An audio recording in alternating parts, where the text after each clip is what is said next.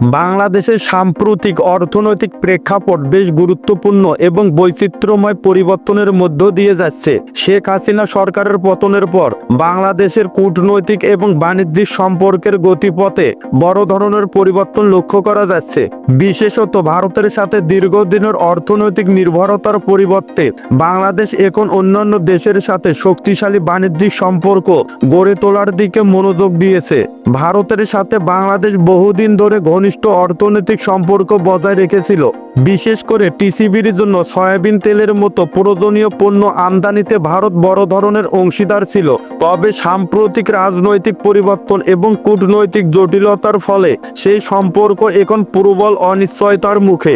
গত বছর বাংলাদেশ ভারত থেকে প্রায় 1,10,00,000 লিটার সয়াবিন তেল আমদানি করেছিল, কিন্তু এই বছর ব্রাজিল এবং আর্জেন্টিনা থেকে বিপুল পরিমাণ সয়াবিন তেল আমদানির মাধ্যমে ভারতীয় আমদানির উপর নির্ভরতা কমানোর একটি স্পষ্ট বার্তা দিয়েছে বাংলাদেশ। এটি শুধু বাণিজ্যিক দৃষ্টিকোণ থেকেই নয়, কূটনৈতিক সম্পর্কের নতুন সমীকরণ হিসাবেও গুরুত্বপূর্ণ। মাত্র 4 দিনের ব্যবধানে ব্রাজিল এবং আর্জেন্টিনা থেকে 4টি জাহাজে প্রায় 52,000 টন অপরিশোধিত সয়াবিন তেল বাংলাদেশে এসেছে।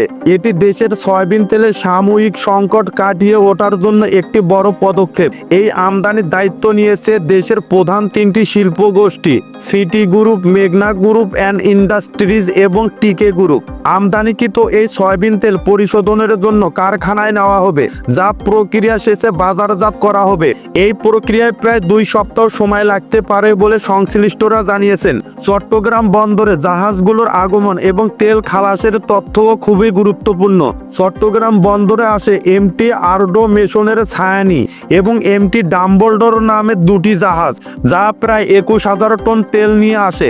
এরপর মঙ্গলবার আরও 2টি জাহাজ এমটি সানি ভিক্টোরি এবং এমটি জিঙ্গা থ্রেশন আসে, যা 30,600 টন তেল বহন করেছে। বাংলাদেশের এই নতুন বাণিজ্যিক কৌশল ভারতীয় অর্থনীতির জন্য একটি চ্যালেঞ্জ হিসেবে দেখা দিচ্ছে।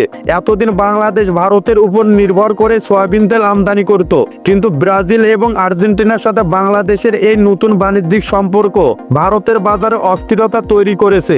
বিশ্লেষকরা মনে করছেন ভারতের জন্য এটি একটি কঠিন বার্তা যে বাংলাদেশ এখন আর একক কোনো দেশের উপর নির্ভর করতে চায় না, বরং একটি বহুমুখী কৌশল গ্রহণ করে আন্তর্জাতিক বাণিজ্যে নিজেদের অবস্থান আরো শক্তিশালী করতে চাইছে। দেশে সয়াবিন তেলের সাময়িক সংকট ইতিমধ্যে ভোক্তাদের উপর চাপ সৃষ্টি করেছিল। বোতলজাত তেলের অভাবে বাজারে অস্থিরতা দেখা দেয়। তবে নতুন করে 52,000 মেট্রিক টন সয়াবিন তেল আমদানি হওয়ার ফলে বাজারে স্থিতিশীলতা ফিরে আসার আশা করা হচ্ছে। রোজার আগে সয়াবিন তেলের আমদানি আরো বাড়তে পারে বলে ব্যবসায়ীরা মনে করছেন। এর ফলে দেশের বাজারে তেলের মূল্য নিয়ন্ত্রণে রাখা সম্ভব হবে।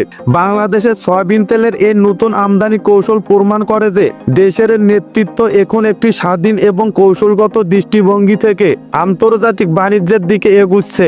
ভারত বাংলাদেশ সম্পর্কের বর্তমান পরিস্থিতি যদিও অনিশ্চিত, তবে ব্রাজিল এবং আর্জেন্টিনার মতো নতুন অংশীদারদের সাথে বাংলাদেশের সম্পর্ক ভবিষ্যতের জন্য একটি ইতিবাচক দিক নির্দেশ করে।